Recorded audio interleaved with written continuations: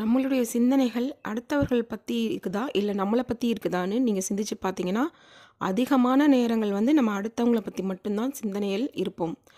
அவங்க என்ன நினச்சிருப்பாங்க, இவங்க என்ன நினச்சிருப்பாங்க, இப்படி ஆயிடுச்சே அப்படி ஆயிடுச்சே, இதை எப்படி மாற்ற முடியும், அதை எப்படி மாற்ற முடியும், இதெல்லாம் நம்மளுக்கு வேணாம். இதுக்கு பதில் நீங்கள் என்ன செய்யலாம்னா, நம்மளை பற்றின நல்ல சிந்தனைகளை நம்மளுக்குள்ளே நம்ம விதைக்கலாம்.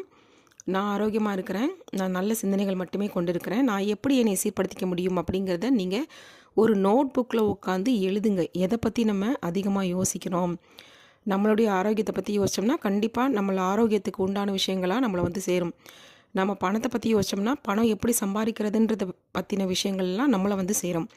ஸோ அதிகமாக நம்ம அடுத்தவங்கள பற்றி யோசிக்கிறனால ஒரு விஷயமும் நடக்க போகிறது கிடையாது. அதுக்கு பதிலாக அது நல்லதாகவே நடந்துகிட்ருக்கு, அது நல்லதாக தான் நடந்துச்சு, இனி நல்லதாக தான் நடக்கும் அப்படிங்கிற உறுதியோடு நல்ல எண்ணங்களை கொண்டு நம்மளை நாம் செதுக்குவோம்.